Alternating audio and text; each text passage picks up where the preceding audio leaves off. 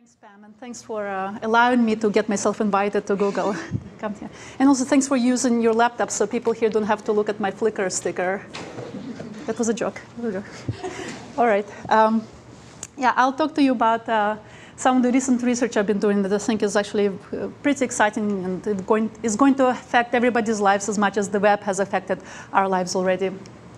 So this is kind of the standard view you have of the web, which is a collection of documents that are interlinked. And as all of you know, it was Google's breakthrough that revolutionized search in the web, is like realizing that connections between these documents, this piece of information, can actually add value to evaluation of document quality, content. But at the same time, in addition to web documents, there are also all these web users of documents. And until a few years ago, their opinions, their knowledge wasn't taken into account until a slew of new sites, Web 2.0 sites, social media sites, they have different names, came about. Things like Flickr and Wikipedia, Digg and Twitter. And excuse me if I bring in your competition here. And what these sites allowed people to do is actually not just communicate, form a community, but also share their knowledge and opinions and expertise about data, lots of data. What all these sites have in common are the following things. Users contribute content, whether it's images or articles or news stories or bookmarks, well, any kind of content, multimedia content or plain text documents. But more importantly, users add metadata to content. Through their everyday activities, users are annotating the document with lots of extra information. They use tags. So these tags are freely chosen keywords by users to describe the document, categorize documents. They have this. Okay, users actually they discuss content through either blogs or through comment sections on Flickr sites. And also users evaluate content, evaluate documents either actively or passively, like either voting by it or just viewing. So in addition to all of this, but wait, there's more, as they say, in addition to all of this, users create social networks. They add the other users as friends, and most of these sites allow very quick and easy interface to keep track of the friends' activities. And also, they're all very transparent. You can actually navigate the site through multiple ways, through links, and see what everybody else is doing, thinking, talking about, things like this. So my apologies again to the Picasa team for using Flickr as my kind of prototypical web social media site. But here's an example of a photo page in Flickr. This is a photo that some user submitted. Each link, actually each word here, more or less each word is a link to more information. So if you click on the name of the user who submitted it, you'll see their user's photo stream, all the images they have submitted. You can see this image this user categorized this image with descriptive tags. You probably can see it, but it says reflection, sky, water, pink, blue, things that describe this image. And if you click on any of these tags, you'll see all the other images that a particular user has tagged with this keyword, or all the other images, all the other users on Flickr have tagged with this keyword. You can also see the discussion about this image. You can also see how many people had viewed it. This image was viewed 283 times, and 22 people marked this image as a favorite. If you click on the user's profile, you will see actually the friends, the social network this person belongs to, all the photographers this particular user is watching. And you can see what groups they belong to, user joined. So you can see sky and clouds, beautiful clouds, the reflections of users' interests. And again, if you click on any of this is a link to the group. You can see all the group images on this particular in here. You can also examine what are the tags that the user has used to annotate his own images with. And this is a cloud view. So the bigger the tag, the more frequent this keyword is in the user's photo stream. So you can see nature, sky, and clouds. This is what the user had used. These are the terms chosen by this particular user. As here, there's explanation about tags in case I'm just going to assume you guys are not familiar with tags and over-explain everything. So tags are the keyword-based metadata added to content. Tags were originally introduced to help users organize and manage their own content in order to search for it more quickly and browse for it more quickly. And these are freely chosen. There's no dictionary or anything that dictates what words users should use. And you can also examine, for example, what other images that this particular user has liked of other photographers, and it also tells you a lot about the person's interests.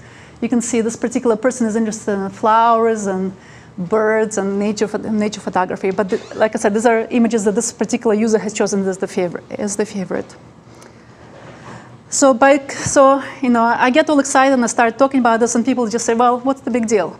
But I believe actually it is a big deal, because by exposing human activity, social web allows users to exploit the collective intelligence and opinions of others in order to solve not just their own problems, but solve also like many bigger problems. The social web facilitates new ways of interacting with information, what they call social information processing. And allows you to exploit collective effects like word-of-mouth amplification of good information, among many other collective effects too. And what I like also about it is it is amenable to mathematical quantitative analysis, so you can actually design optimal systems that uses collaborative work of many individual users.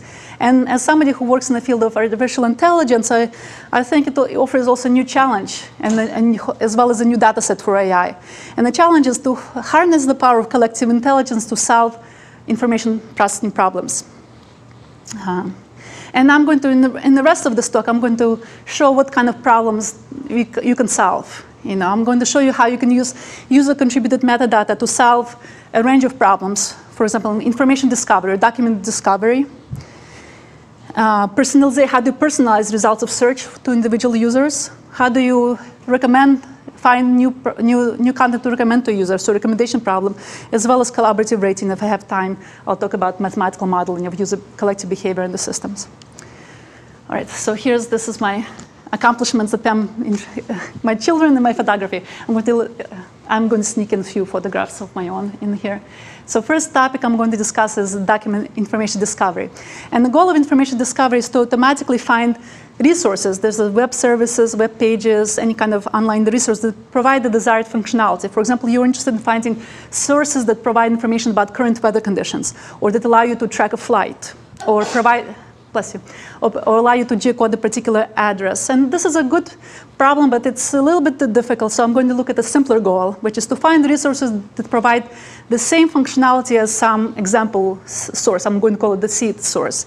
And I work actually within an information integration group, and within this information integration, or for example, that creates mashups.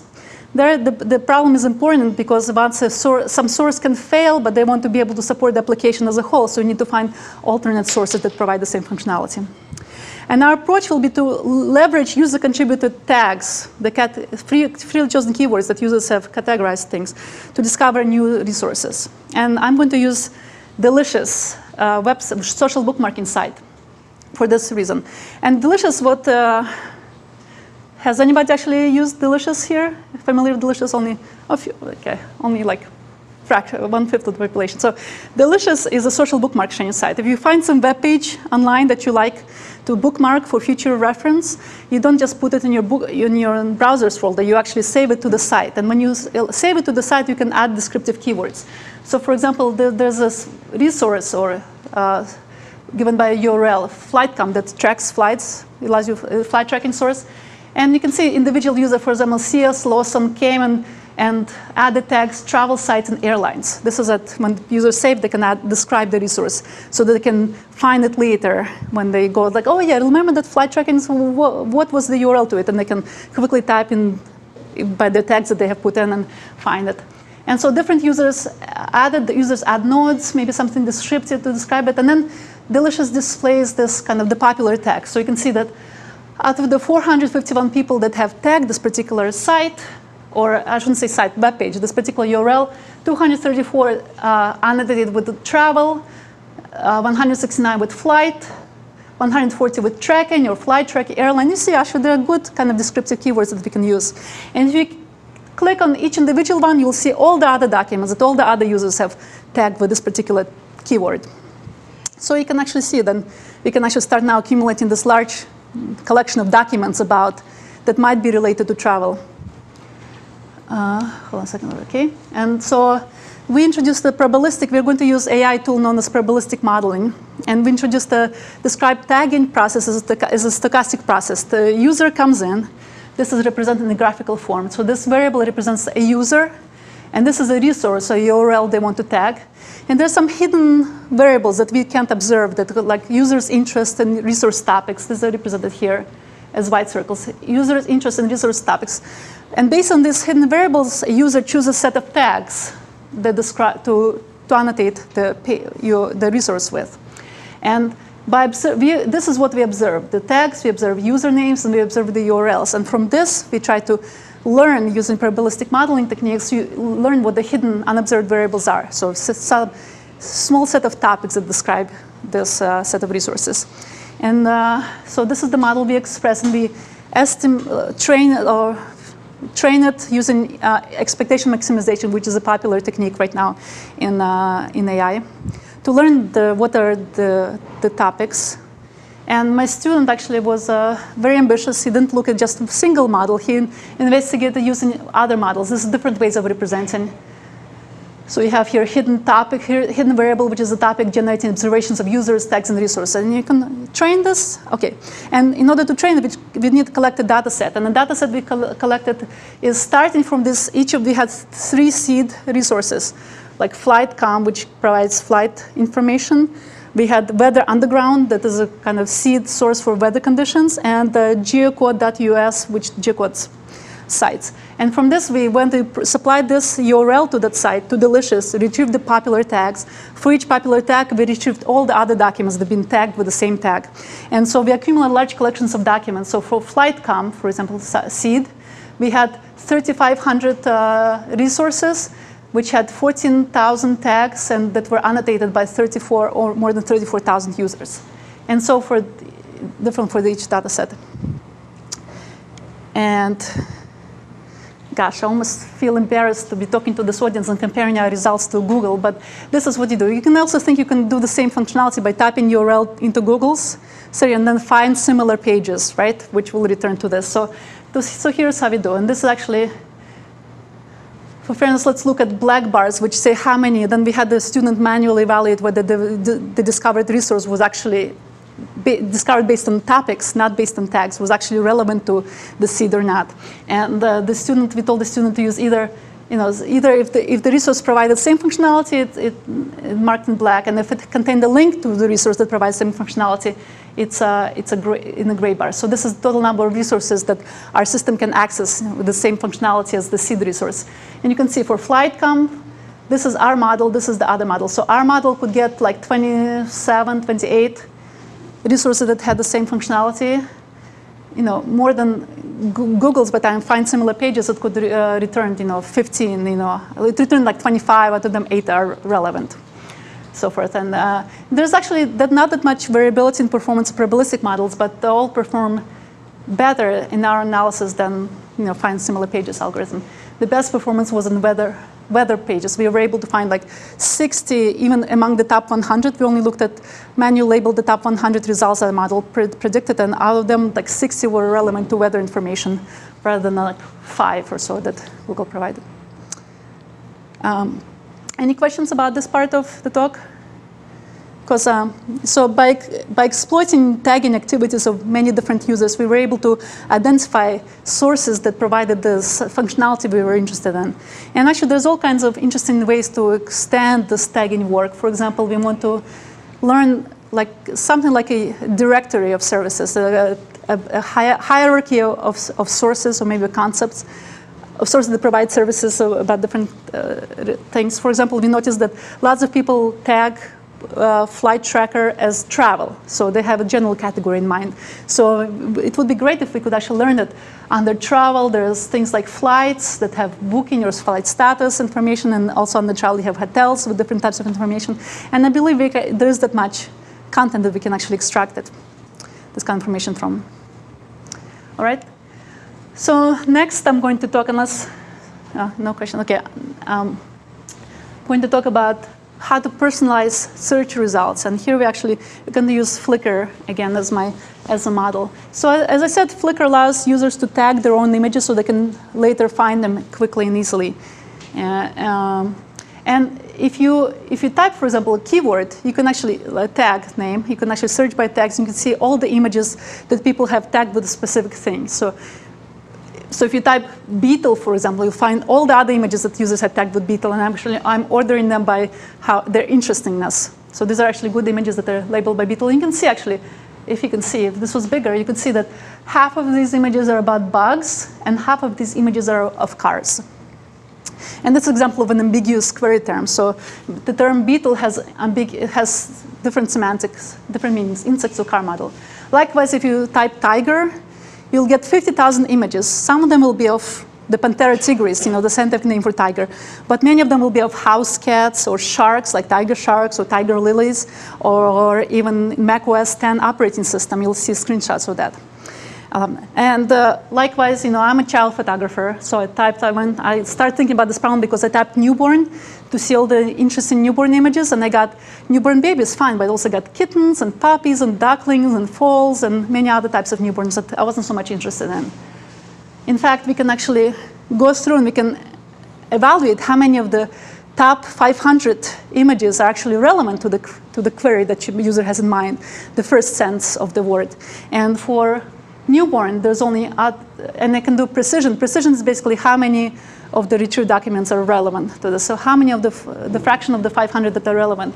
So for newborn, only 82% of the documents are relevant to the baby sense of the, for query tiger, only 67% of the 500, top 500 were relevant to the one. And for beetle query, only fewer than half were relevant to that sense of the word.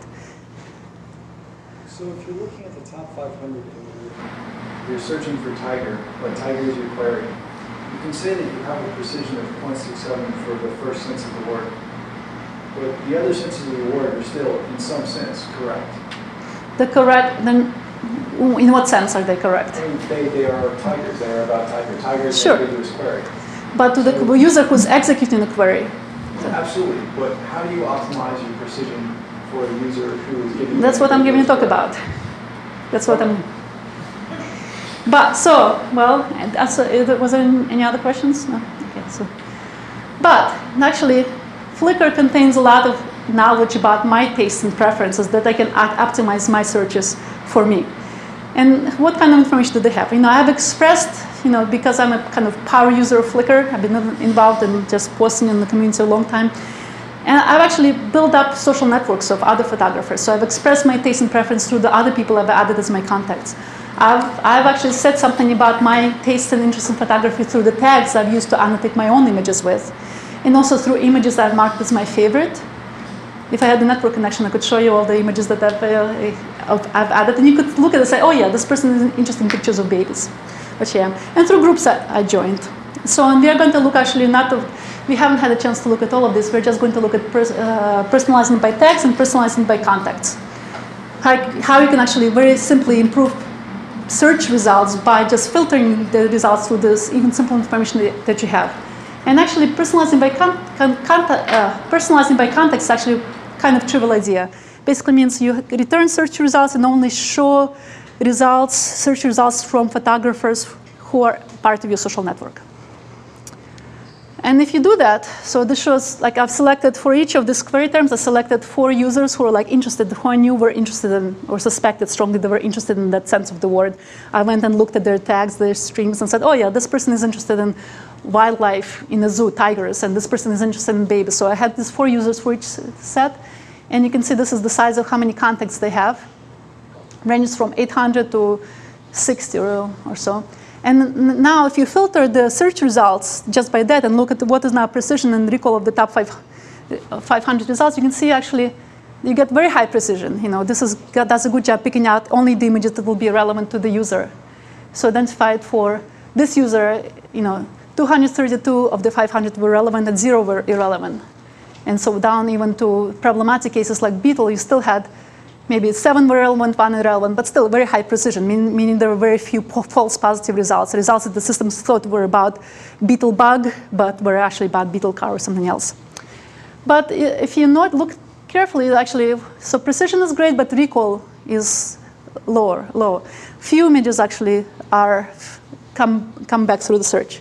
So I thought, well, no problem. Rather than filtering by your first level, your friends, how about filtering by your friends and their friends' friends? So you actually enlarge the social network that you're filtering with. And actually, the social network blows up a lot. So you go from, if one level you have only 700 users, after you expand the social network to 2 levels, you have tens of thousands of users. So it actually, and you do get improved recall, which means how many of the 500 images were actually returned to you.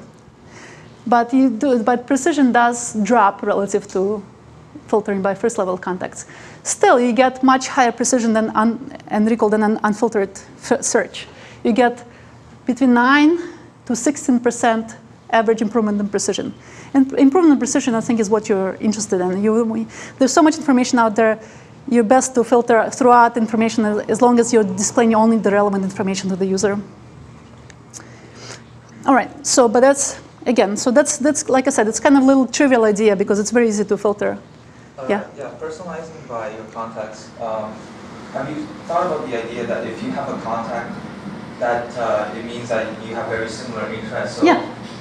If I type in tiger, right, and my contact has pictures of lots of pictures of tigers, then maybe I could use that information about his or her preferences and apply them to me.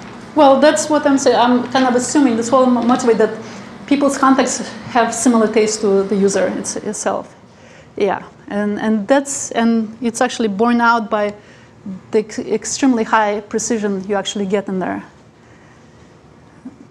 But that's people generally add contacts, photographers whose work they like. There's many different reasons people add contacts. They want to keep track of friends and coworkers, but if they're going to add a stranger to their contact list, it's somebody whose work they like, But there's a lot of information in these links that we're actually going to do more work in these contacts links, favorites links, and so forth.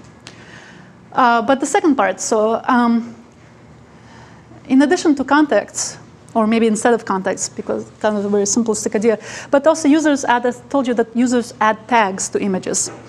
And they add titles, they add descriptions, they add images to groups. There are all this other textual information about the images with which we can exploit. And we can do similar to how I described this delicious work. We can build a probabilistic model that trains on a large set of images to find the hidden topics contained in the collection of images. So in Tiger, we want to find, well, these images about wild animals, these are a set of images about house cats, and so forth. And then we can do the same thing. Given a user has a photo stream that has tags in it. So we can also find the topics that are of interest to the user. And then we can filter the search results and only present those that have similar on the topic that is of interest to the user. Okay? So again, we're going to have a model tagging as a stochastic process. So this plate corresponds to an image, has a user who created this image, and there are some hidden topics that the user is interested in. And based on these hidden topics, the user generates a set of tags that the user assigns to the particular image. And given a collection of many images with these tags, we can find what are the small set of topics, hidden topics that is. And here I'm actually showing you what. So we train on this 5,000 images from the Tiger query set. We'll run this algorithm, and with 10 topics, we have to set manually to have to say, well, there's only 10 topics in here. And I'm showing you the highest probability tags within each of these topics. I'm only showing some of the 10 topics. So for example, topic 1 has tags like, this is the highest probability tags within these topics are tiger, zoo, animal, nature, animals, wild. So you start to see that these are tags associated with the wild animal, the first sense of the word tiger. Topic 2, for example, these are some group names actually, but also has flower, butterfly, macro, yellow, swallowtail, lily. So this is the tiger lily sense of the word tiger. This one is also very good actually. Cat, kitty, cute, kitten, cats, orange eyes, tabby. This is all about house cats. So all the descriptive words that are associated with house cats. This one is also very good. On Apple, Mac, OS 10, Macintosh screenshot. Mac OS 10 Tiger operating system. And here's a kind of catch-all. Not quite sure what the topic of this is, but that's what everything else that was not in those topics end up in this last topic. How did you generate this again? How did you pick each of these topics? No, we say we have this model, and we say this K is 10. Mm-hmm. This is the only thing we fix. Okay. And then we run this, and it finds, what are the probabilities should be to divide this between 10 topics, That's it. All right. Do you have weights associated with those? With weights, with topics, yeah. But it does word lists? Yeah, I'm showing you the top 25 highest probability. So there's actually probability with each of these in decreasing order. So this is the most. This is the first pass. The tiger occurs across all of them, which is not. It's not a very good tag because it occurs in every single image. So we shouldn't even include it.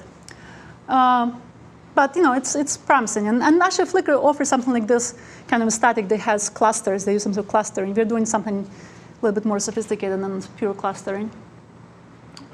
OK, and so if you do the same thing now, if you take for this individual user and just show the results, the images that are on the same topics that the user was interested in tag space, here's the precision recall. And so then we rank the images, the 500 images, according to how relevant they are to the user. And then looking at top 50 of those images, how many of those are relevant and how many are irrelevant. So if you look at top 50, you get very high precision, 1.0, for example, for the newborn query, but lower recall, only per cell recall. But the precision remains very high across it. If you now look at first top 200 images that are ranked by our method, and see how many of those are relevant and how many are irrelevant in the sense of the word, you can see actually precision stays relatively high. Recall actually gets up to 1/2, so it's pretty good. And now if you look at just our precisions defined, I told you out of the 500, there were 337 that were relevant to the queries. So we look at the top 337 images and see how many of them are relevant and irrelevant. And precision recall for this one are equal. So you get 90%, you get actually 8 to 42% in improvement precision, which is pretty good. So filtering by tags actually, so yes, Flickr does contain enough. As long as I tag my images, it does contain enough information about my taste to do it like that. But there are actually other ways also. People who don't tag their images, and there are still lots and lots of people who do that, there are other ways to extract this information through the groups that they add images to, or other photographers who they favorite with. And I'd like to think of it as a very complex network of users connected to images, connected to tags. They're all interconnected. So there's many ways to get the same information out. All right. So I've showed you that actually you can improve results of image search for individual user. But again, as long as the user has expressed interest in this particular topic through in the topic of search somehow. But what if, for example, I'm interested in child photography, but I want to look at now landscape images? I'm not going to be able to use this approach because I haven't expressed anything about landscape images. But Flickr contains information about the structure of the network and connections among people too, so that I could be able to find the community of landscape photographers and who are the peaks, who are the good photographers within that community. There's a lot of that information there. That's next topic of research we're going to do.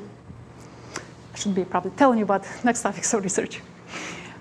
But another question. Yeah. Do you consider the source of the tag, if I was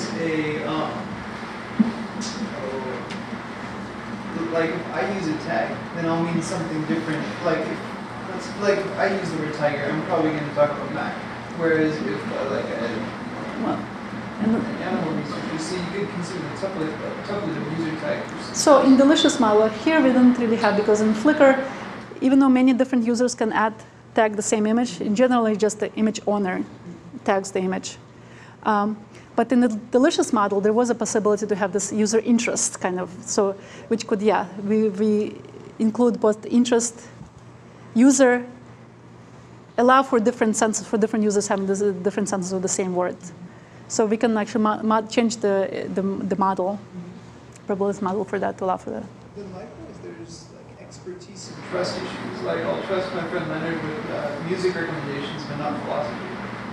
So this is topic-based social networks, and you can actually add some sort of way to describe the links on social networks. That actually is, I don't think many people have looked into that at all, how to introduce semantics to the links of social networks, and that's something also we're interested in. All right, so next I'm actually going to, this was, research kind of started out with a question about social networks, and I'm going to show you how social networks can be used for recommendation. Here I'm going to introduce a yet new site called Digg. And it was a kind of media darling, but I think it's kind of maybe a little bit on the decline right now.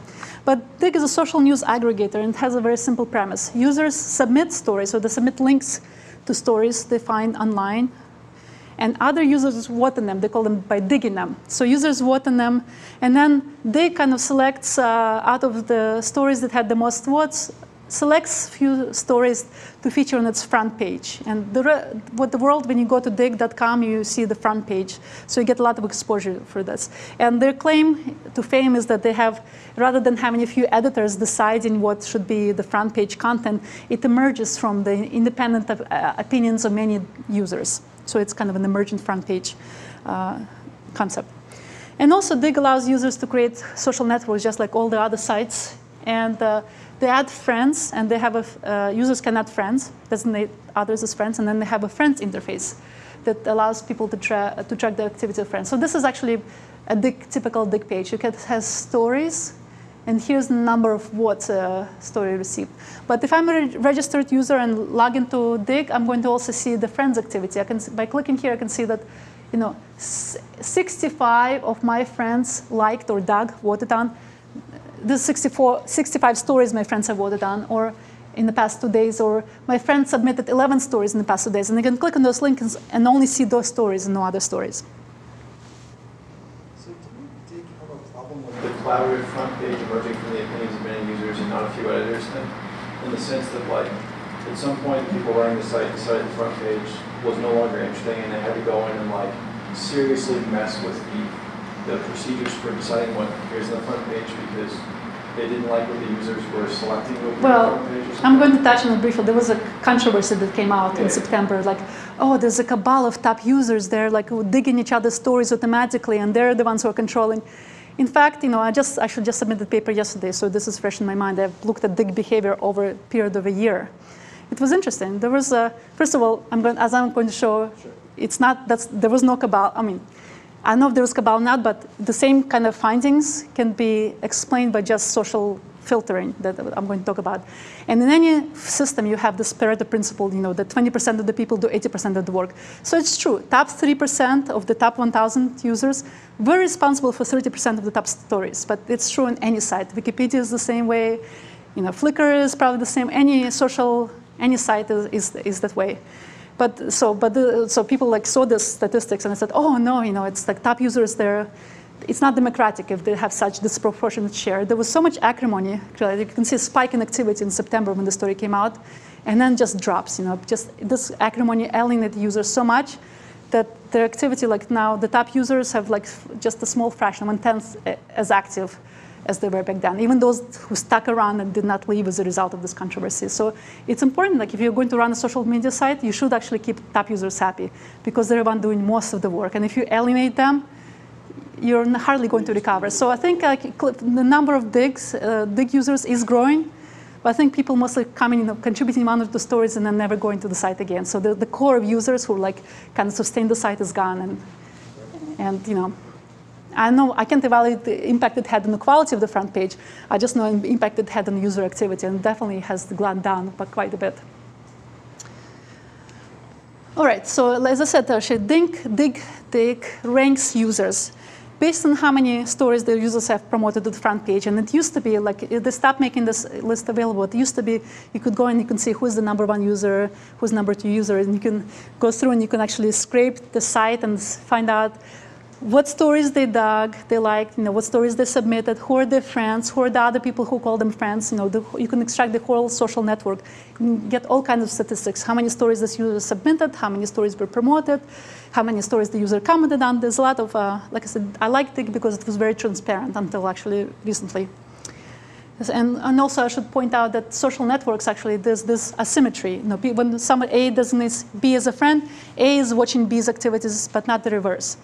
So I actually call user who is watching the activities, A is the reverse friend of B, and B is a friend of A. But also because it's so transparent, I was able to study actually literally weekly or even daily or hourly, can see how what's on the story changed, how the social network changed on a weekly basis. So I've tracked 2,800 stories submitted over a period of a day last May. And of these stories, I saw that 98 became popular.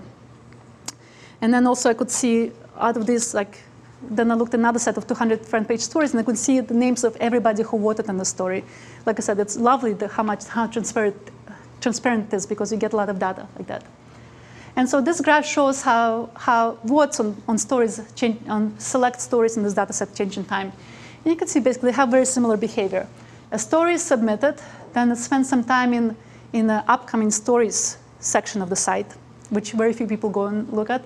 And after it accumulates enough votes, it gets promoted to the front page, and then its number of votes, shoots up dramatically, then saturated some value. And you can see some saturated lower value, some saturated higher value, and so forth. And this saturated value, that the number of digs or what saturates at, I call it story interestingness. Obviously, it's higher, it's more interesting to general population of Digg.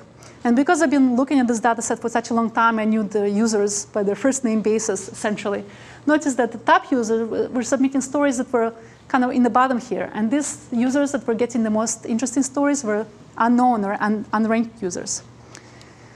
And actually, you can do it even more kind of scientifically and do a scatter plot of the kind of the final number of votes received by a story versus the rank of the user. And the lower the rank, the more high ranked the user is, the more influential the user is.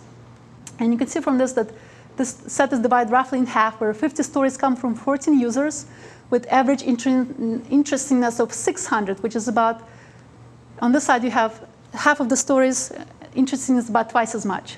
So the lower ranked users were contributing more interesting stories here.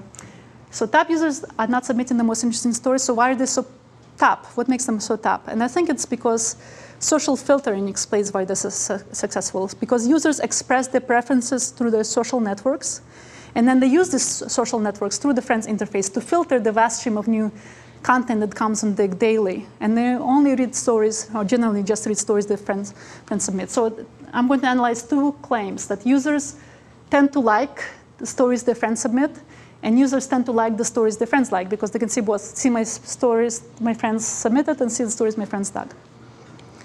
And this is just to show the social networks do exist on Digg. You can see a number of friends for top 1,000 users in one weekly data set. This is the number of friends they have versus the number of reverse friends they have, or users who are watching them. And the dark lines are the top 30 users. So you can see they generally have larger social networks. And this particular user was Kevin Rose, who's the founder of Digg. So he had, if you go, like when he explains how social network friends work on Digg, say, go ahead, add me as a friend. So people do. 20,000 people have added him as a friend and are watching him. So that's why he's all the way up there. All right, and this is how social filtering works. Suppose this user submits a story. The story becomes visible to all of his friends through the See the Stories My Friend Submitted interface.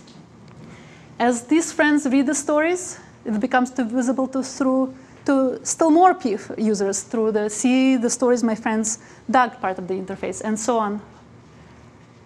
It propagates through a network. So as more users read the story, it becomes visible to many more users through the social networks thing. All right, so here's the plot that shows I took 200 front page stories, and I looked at the names of all the users who dug the story, and I compared it to the social network of the submitter. And the blue line shows the size of the social network of the submitter, whose scale is given on the side. You can see that of these 200 stories, about half, more than half, were submitted by users who had substantial social networks, and half were submitted by unknown users. And the red line shows how many of the friends dug the story, how many of the submitter's friends dug the story. So you can see, and to get these numbers purely randomly by chance, if you just assume users vote purely by chance on the story, you can compute what the probability is. An average probability to observe this kind of numbers purely by chance is 0.5%. So this is not happening. It's highly unlikely to have happened by chance. And if it's not happening by chance, it's happening because users actually use the Friends interface to navigate Digg. And you can look the same. So this is the first part of the claim. So users tend to like the stories friends submit. Second part of the claim is users tend to like the stories the friends like. And here I looked at, OK, you have first person to dig on the stories the submitter, to dig the stories the submitter. Second, I look at the following people who vote on the story and look at their social networks and combine it. So this shows how the combined social network of the first user, combined social network of the first 6 users, combined session to vote on the story, and so forth, how it grows. And you can see as a story gets votes, it becomes visible to many more people. On this line, these lines are actually shifted upwards just so you could see them better.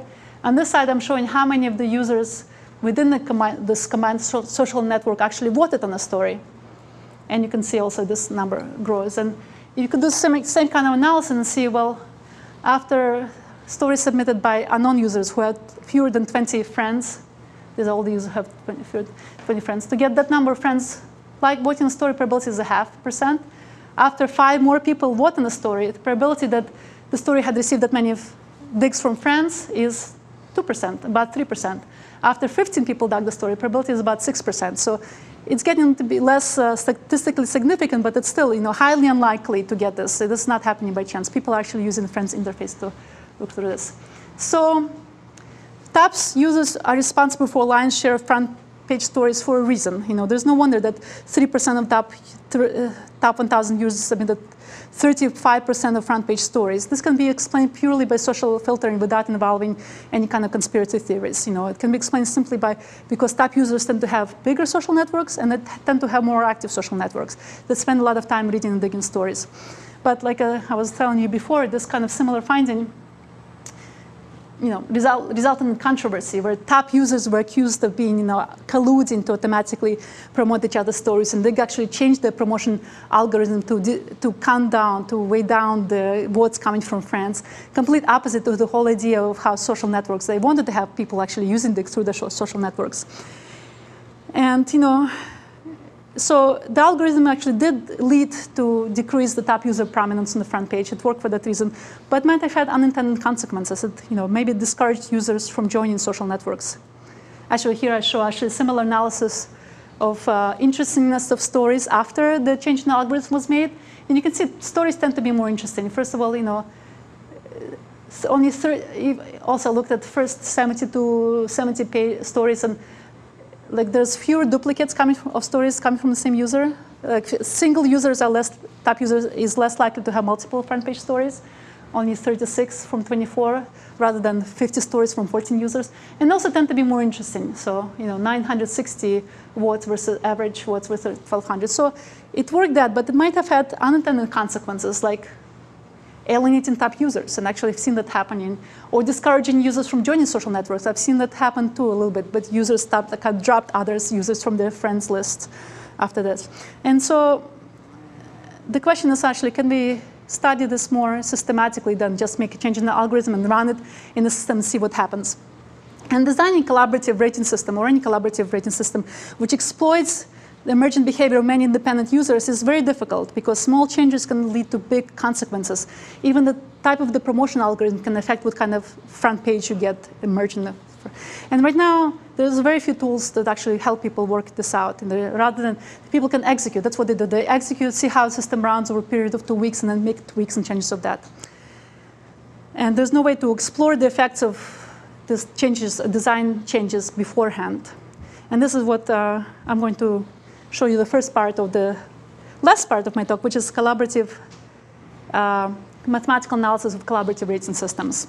Can we explore the effects of promotional algorithms before they implement it? And I claim actually you can use mathematical analysis to actually understand and predict the emergent behavior of these large-scale collective systems. And it can be useful investigating the choice of promotion algorithm you have and the effect of the promotion your design choices have on story timeliness, interestingness, user incentives to join social networks, and so forth. And then I create a very simple mathematical model that describes how what's on stories change in time. And this model is parameterized by just has parameter story interestingness. Basically, what is the probability a story will receive a vote if it's visible to some user? And its visibility actually only comes, it will receive a vote if it's visible. But what makes it visible? Well, it gets submitted, so it's visible on the upcoming stories pages. And as new stories are submitted, its visibility decreases because it gets pushed down farther to down list. It also is visible on the front pages, but as new stories are promoted, it gets pushed down. Its visibility decreases and gets pushed down to page 2, page 3, and so forth. And it's also visible through the friends interface, see the stories my friends submitted and see the stories my friends dug. And you can express all of this mathematically. In this form, this is just interestingness and the visibility. And actually, all of these quantities I can determine from my previous data set. And there's only 2 parameters that characterize the behavior of the solutions of the systems of equations, which is the size of the submitter's social network, S, and the story interestingness, R. And every other parameter I can get from the data. So this shows, actually, this is the same, almost the same. It's like similar data to I showed you before. This is actual votes received by actual stories on Digg. And each story I plot by the social network size of the submitter of the story. So these stories were submitted by people who had only 5 friends. And these stories were, this story was submitted by people who had 100, 160 friends. And this plot shows basically solutions of the model for the same social network size but different values of R. And you can see that the stories submitted by these more highly connected people have only interestingness of 0.1 and 0.2, whereas stories submitted by less connected people have story interestingness of 0.8, and so higher interesting value. And you can explore it much more systematically, basically say what is the minimum social network size required to promote a story of a given interestingness to the front page. And it has this form. So if you have social network size of 2,000, your story has to be only 0.05% interestingness to be promoted. Whereas if you have very small social network, your story has to be very interesting in order to get promoted. Random question. Did you do an analysis of how often heavily connected users vote versus how often non-heavily connected users vote? Well, heavily connected, but you can look at the number of Diggs, just Diggs made by users. So yes, top users, they're responsible for like 30% of the Diggs as well. So they actually do a lot more digging than low-ranked users. Not connected, just like lower versus top-ranked users. It's very likely that the top-rated, heavily clicked users are providing like the lion's shares of clicks that decide whether or not a story is interesting, regardless of whether or not they or someone else. Sure, but they're also helping other users discover less interesting stories because they're doing a lot of the work. They're spending, some users were rumored to spend like 14 hours a day, like clicking and reading stories. So they're actually providing, they're providing a lot of benefit. They're providing a lot of work. They're like lifeblood of the site. And sure, they're responsible for decisions just because they're the ones who are doing the opinions. Yeah.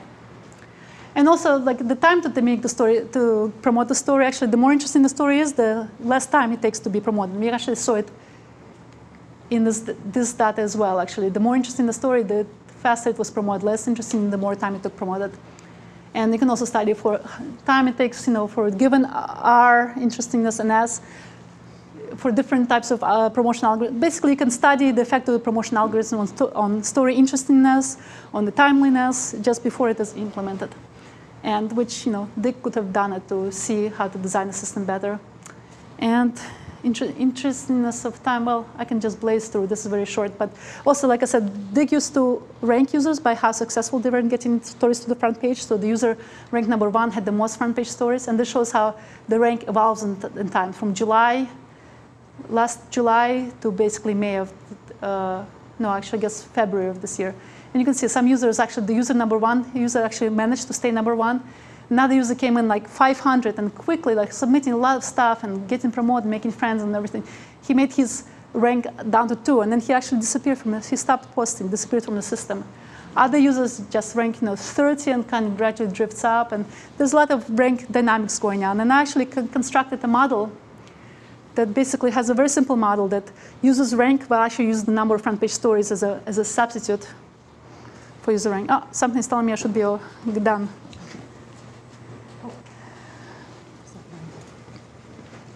But anyways, I can construct a mathematical model that actually very accurately, qualitatively predicted the evolution of user rank on Digg. So these kind of systems, so nice thing about this, because these are so large-scale systems, each user is basically acting kind of independently based on kind of simple inputs from the friends. You can actually treat the systems mathematically and then study their behavior and, more importantly, optimize the collective behavior of the system with mathematical analysis. And if you ever come back, I'll just conclude my talk with some insights, because just saying that this is exciting to me as a, so actually, okay, thanks. So this is actually just quick. This is the actual user, what the number of front page stories, how it changed in time, and number of how social network grew. This is the actual user. This is predictions of the model. Actual user, predictions of the model. See this user stopped posting after some time, submitting new stories. And there's actually no free parameters, this model. Very simple model, but it explains a lot of the qualitative behavior of users and user rank on Digg.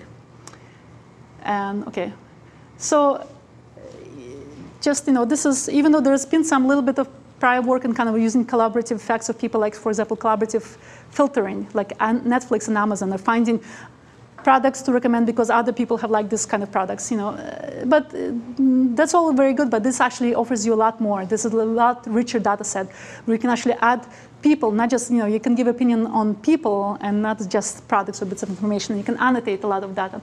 So in their everyday use of the websites, users are creating large quantity of data, which we can exploit to get all kinds of new information out. So I believe this actually does facilitate new ways of interacting with information. We can actually use other people to filter stuff out for us rather than doing it ourselves. And it leads to new solutions to old problems or maybe even new problems. And as I like to say, well, this is the Google approach versus the Yahoo approach, or instead of constructing ever clever algorithms to solve problems, we can harness the power of collective intelligence to solve the similar problems. And one thing I just want to point out is basically, well, in the AI, semantic web was very popular, although now it's basically declared dead, but there was a lot of excitement when it was first introduced, because the idea was like you can take a web page or any kind of document, you can annotate it with some concepts, and then computer programs will be able to automatically access this data and use it to solve different types of problems for you. And this was really, like, people got it, really thought it was the next killer app for web. But then, as of right now, I think actually even Tim Berners-Lee kind of declared that it is indeed that. And the reason it died was because it was just too complicated. You couldn't get people to agree on the same formal semantic concepts for annotating things. It was too costly. You need specialized training. But the web, like the social web, offers another approach that will go towards solving the same problem. It's called taxonomy. So these tags I described before, you can look at those tags as also kind of informal classifications that many users are constructing. So if you look at not just a single user, but if you look at large quantity of users and this little informal classification systems they have created, maybe you can actually extract some sort of taxonomy or classification system and then use it to annotate documents to enable computers to interact and understand together.